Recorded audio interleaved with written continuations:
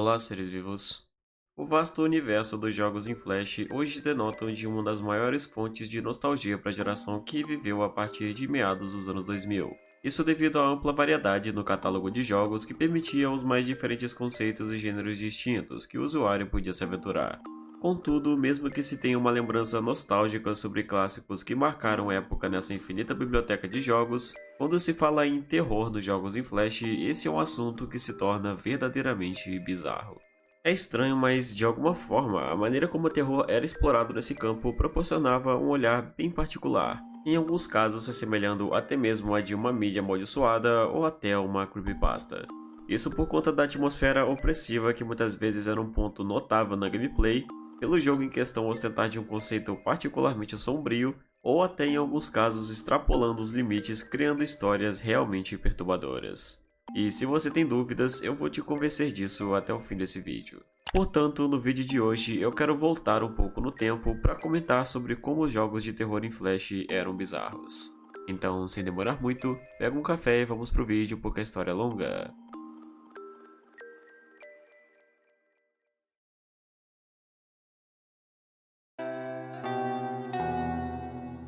Para falar sobre isso, eu quero começar com um exemplo que de certo modo é até considerado um clássico no gênero de terror em Flash, sendo essa a série de jogos The House. A série de 2 capítulos e um especial de Halloween teve seu primeiro lançamento em 2005 e foi desenvolvido por um estúdio tailandês chamado Sintai Studio.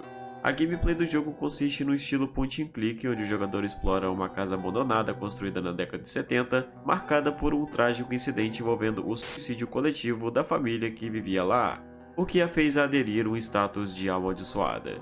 A interação consiste em clicar em objetos pelos cômodos e assim desbloqueando outras salas, bem como desencadeando eventos bizarros e eventualmente jumpscares. O jogo tem uma atmosfera bem pesada e densa, sustentada principalmente pelos gráficos em preto e branco junto de uma direção de arte opressiva, que se assemelha bastante a estéticas de creepypastas clássicas encontradas antigamente na internet. Hoje em dia talvez seja ainda mais estranho ter uma experiência com esse jogo, já que a fluidez dele em um aspecto geral, tanto na gameplay quanto nas próprias animações, transmitem um sentimento de algo bem deslocado, contribuindo bastante para essa ideia de creepypasta ou jogo amaldiçoado. Em se tratando tanto do primeiro quanto do segundo jogo, esse é um aspecto bem evidente, que faz com que mesmo sendo experiências curtas, são bem eficientes no quesito perturbador. Aliás, falando nisso, é seguro dizer que o jogo se popularizou justamente por conta da maneira como ele se desenvolve, já que a experiência dele é completamente voltada para o terror. Não existe inventário, puzzles ou até escolhas reais. O jogo consiste simplesmente em uma experiência voltada para fazer o jogador sentir medo. Um clássico da estética antiga de, entre aspas, experiência proibida, que era comum antigamente na época em que usuários compartilhavam jogos de conceitos semelhantes, com o clássico aviso de que para jogar era necessário apagar as luzes e usar fones de ouvido, que é um tipo de jogo que a grande maioria das pessoas já tiveram contato em algum momento. A série The House foi tão influente nos jogos em Flash que ela serviu de inspiração para outros projetos posteriores que seguiam o mesmo conceito. Um exemplo disso é o jogo chamado Hotel 626, também chamado Asylum 626. Esse jogo, além de bizarro, tem uma história bem interessante. Lançado em 31 de outubro de 2008, a gameplay dele consiste em correr por um hotel mal assombrado para escapar do local, enquanto era preciso lidar com entidades hostis ao longo do caminho. O jogo utilizava de meios variados de assustar o jogador, como com a presença de uma enfermeira possuída, um bebê possuído e um louco disposto a te matar, por exemplo. No meio disso, algumas mecânicas eram usadas para dar seguimento ao jogo, como com uma caixa de música que era preciso ser tocada para o bebê não acordar e te matar, e alguns outros puzzles diferentes. Esse jogo tinha uma pegada bem bizarra por diversos fatores. O primeiro e o mais notável é essa ideia de usar cenários e pessoas reais para compor uma experiência em um jogo de terror. Isso por si só já é uma coisa que deixa o jogo com um aspecto meio estranho. Algo que acontecia bastante, por exemplo, na década de 80 e 90 com o antigo gênero de jogo conhecido como Full Motion Video, tendo os mais clássicos desse gênero no campo de terror jogos como Night Trap ou Phantasmagoria, por exemplo, que era precisamente o gênero de jogo que conduzia a gameplay em um terror interativo com o uso de cenas e atores reais. Uma coisa que hoje em dia é algo bem deslocado, o que gera essa estranheza bizarra. Mas não é apenas isso que chama atenção nesse jogo. Outra coisa até curiosa sobre ele é que ele só podia ser jogado especificamente entre o horário das 6 da tarde e 6 da manhã. Além de que nele era possível digitar seu número de telefone no jogo para que mais tarde você recebesse uma chamada real em algum momento da noite, onde lhe seria dito que você não escapou realmente do hotel. Algo que eu imagino não ser muito agradável de se receber no meio da noite, mas certamente uma coisa bem criativa. Só que apesar de todo o conteúdo estranho e bizarro proveniente de sua experiência, a coisa mais inusitada desse jogo é que ele era na verdade um golpe de marketing de Halloween da marca Doritos, disfarçado sob o nome de Snack Strong Studios, feito para promover seus, entre aspas, dois sabores mortos, chamados Black Pepper Jack e Jack and Smoking Cheddar BBQ. Isso, além de ser bem inesperado, é uma coisa também muito curiosa, já que apesar da qualidade do jogo, que o define como uma experiência bem bizarra de terror, no final não passava apenas de um marketing muito bem elaborado. Contudo, o terror como era retratado nos jogos em Flash obviamente se expandia para estilos diferentes, que em todos os modos eram tão aterrorizantes quanto poderiam ser, principalmente quando se pensa na ideia de uma criança estar jogando, e para exemplificar isso, eu quero falar sobre um jogo chamado Shadow Tag. Shadow Tag é um jogo em Flash publicado por volta de 2013, onde você controla um personagem anônimo que está tentando escapar de uma cabana mal assombrada, porém o problema não está na cabana em si, mas fora dela. Já que o objetivo do jogo consiste em passar por um denso labirinto até chegar no seu carro, porém não é uma coisa tão simples quanto parece, pois antes de chegar ao carro você também precisa encontrar as chaves, a gasolina e um mapa. Tudo isso passando por um caminho de cercas vivas onde fantasmas de crianças possuídas rondam o labirinto perseguindo você. Apesar do conceito parecer simples, esse jogo é bem bizarro. E a melhor maneira de entender o porquê disso é vendo o que acontece quando uma das crianças alcança o protagonista.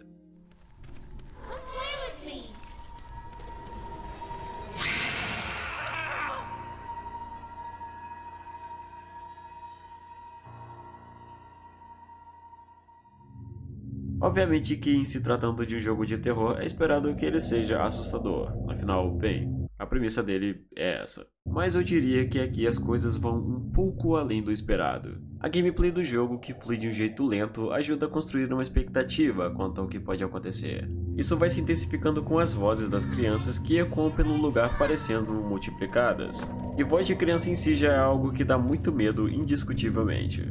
Mas quando uma delas encosta em você, tudo isso fica bem pior com essa cena perturbadora do personagem sendo amaldiçoado e simplesmente olhando para a câmera com um sorriso perturbado no rosto. Isso é tão ruim essa cena porque ele olha justamente para o jogador, criando uma conexão maior, como se ele estivesse dizendo com os olhos algo como: "Você é o próximo". Eu não imagino o quão perturbador devia ser jogar esse jogo na infância e se deparar com esse game over maldito. Algo que eu agradeço por nunca ter experienciado quando era criança.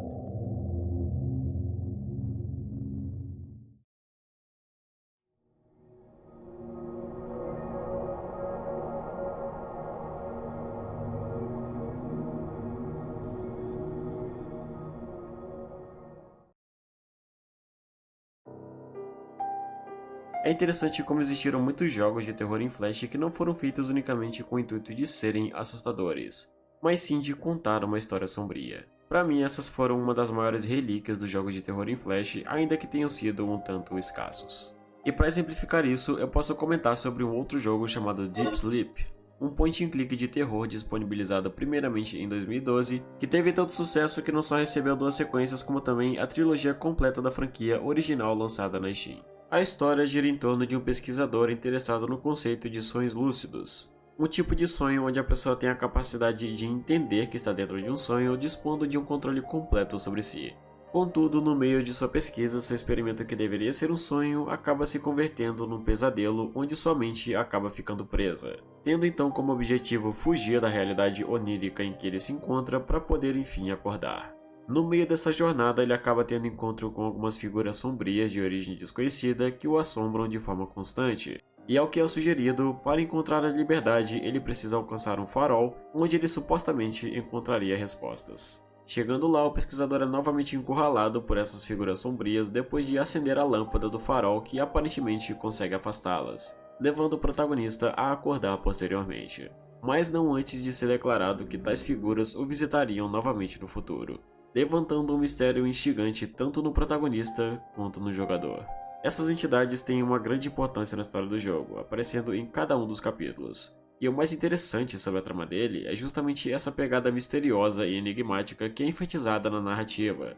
E eu diria que o que torna ele único é essa estética sombria e depressiva que o jogo carrega, que colabora muito para trazer essa ideia liminar de estar perdido em um pesadelo febril. Mais uma vez, a qualidade desse jogo não está na presença de sustos repentinos, mas na construção de uma narrativa deprimente e até melancólica que se desenvolve por toda a sua experiência. Acredito que seja válido comentar só sobre esse jogo em um vídeo futuro. Agora, uma coisa que sempre me chamou a atenção nos jogos em Flash e que acabou se tornando uma qualidade notável nesses jogos, principalmente no início de sua chegada na internet, é que muitos projetos eram bizarros simplesmente pela concepção controversa que eles tinham. Isso era algo muito presente na maioria dos jogos iniciais do site da Newgrounds, por exemplo, como eu acredito que muitos se recordam.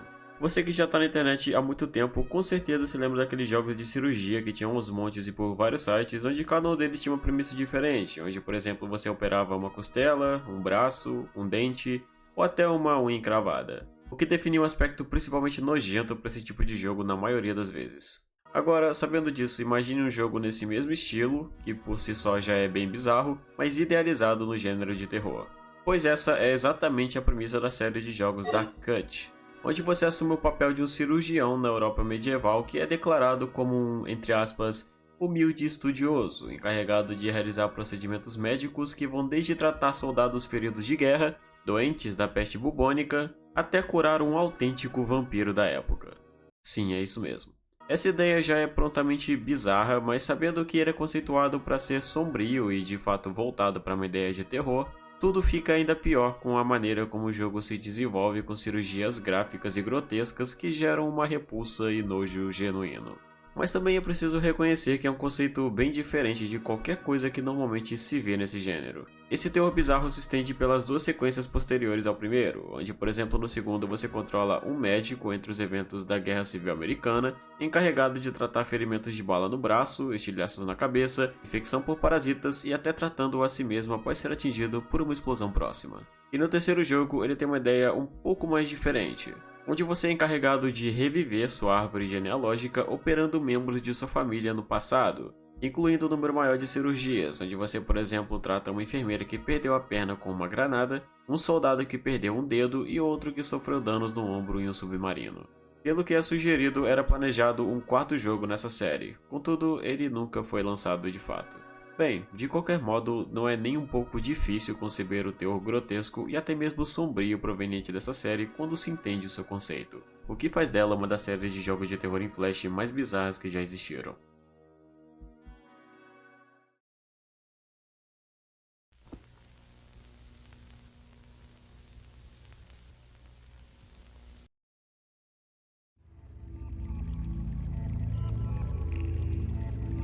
E ainda falando nessa ideia de jogos bizarros e controversos que eram muito comuns na Newgrounds, para finalizar eu quero falar sobre o caso de um jogo que vai além de qualquer limite concebível até mesmo para um jogo de terror, definido por uma trama curta, mas abominavelmente perturbadora. E esse jogo é um projeto de 2005 chamado The Ugly, que se traduziria para O Feio. E de verdade, quando eu me deparei com a trama desse jogo, eu fiquei bem perturbado só de pensar que isso já foi mesmo algo jogável um dia.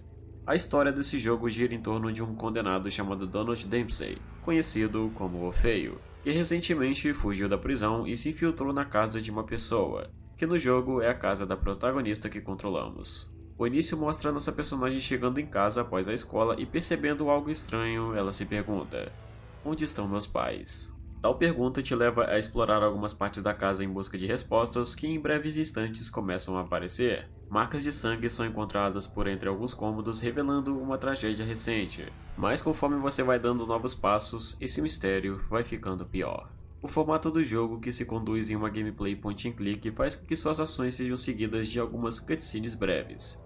E é estranho, mas a atmosfera que se apresenta cria um cenário bem bizarro. Não dá pra dizer por que isso acontece, mas a casa passa um sentimento bem desconfortável. Logo chegando na cozinha, você encontra um jornal relatando a fuga do criminoso conhecido como O Feio, fazendo a personagem concluir que talvez o incidente aqui dentro tenha alguma relação com ele. E como é previamente esperado, realmente tem. E caso você tome alguma decisão errada, como pegar o celular para pedir ajuda à polícia, o Feio correrá atrás de você antes que possa fazer qualquer coisa por sua vida.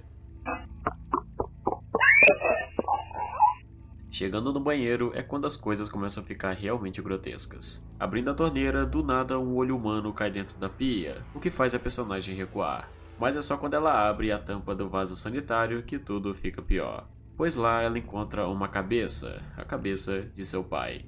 Inclusive, essa parte é um tanto gráfica demais, eu diria, mas serve para encontrar uma chave. Depois disso, você caminha até um corredor escuro com duas portas. Caso você escolha errado, acabará encontrando o feio escondido no quarto, que ao entrar irá tirar sua vida. Mas caso escolha o certo, você acaba no quarto dos seus pais. E é nessa parte que o jogo se torna perturbador. Ao entrar, a protagonista é atingida pela visão devastadora de sua mãe com o corpo nu completamente violentado, o rosto desfigurado, e com alguns rápidos flashbacks mostram um ato abominável cometido pelo feio com sua mãe quando, mesmo depois de toda a atrocidade, ainda a molestou. Só que o que é tão perturbador nessa parte é que tudo é mostrado de forma completamente gráfica e sem nenhum filtro, construindo um horror absoluto para essa cena que causa uma repulsa imediata.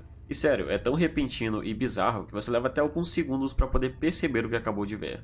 É uma cena realmente abominável. De qualquer modo, o encontro com sua mãe, ainda que nos momentos finais, é útil para que ela te entregue uma arma que você poderá usar para pôr um fim a toda essa tragédia angustiante. Logo depois de ser entregue a arma, a protagonista percebe que o homem entrou no quarto, enfim revelando sua aparência e expressão de uma pessoa perturbada. E rapidamente ela tira contra ele, pondo um fim à sua vida. Em seguida disso, a polícia chega e a história acaba. O jogo é simples, curto e com interações mínimas, mas essa premissa de uma pessoa perturbada entrar na sua casa, tirar a vida de seus pais e se esconder para depois tirar a sua, é retratado de uma forma tão crua e violenta que se torna perturbadora. Ainda mais por ser notável a completa falta de humanidade do monstro com quem estamos lidando. Afinal, além dos atos hediondos cometidos por ele com os pais da garota, fica implícito em um dos finais ruins que o que ele fez com a mãe da garota, ele também planejava fazer com a protagonista. E eu acho que deu pra entender o que eu quero dizer com isso. Além disso, apesar do que fez durante o jogo todo, ele nunca fala nada, nenhuma palavra, sustentando ainda mais essa ideia de ser algo que já há muito não é mais um humano. Não é à toa que esse vilão de The Ugly é tido como o antagonista mais perturbador do universo dos jogos em Flash.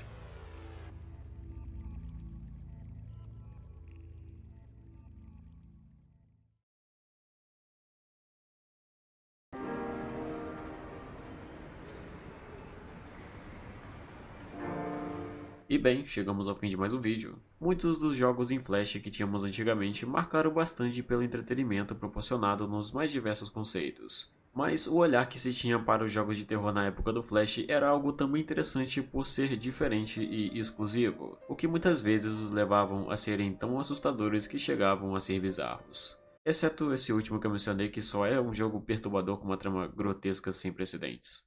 Se você achou interessante o tema desse vídeo, eu recomendo bastante que dê uma olhada no vídeo do iceberg dos jogos em Flash que eu trouxe anteriormente no canal, e também o vídeo sobre a história do jogo One Chance, que é um jogo incrível que vale muito a pena saber mais a fundo sobre. Eu espero que você tenha gostado desse vídeo e tenha tido uma boa experiência com ele, e se for esse o caso eu peço encarecidamente que você deixe o seu gostei e comente o que achou do vídeo, com certeza vai me ajudar demais. E no mais é isso, espero todos vocês no próximo vídeo, até mais!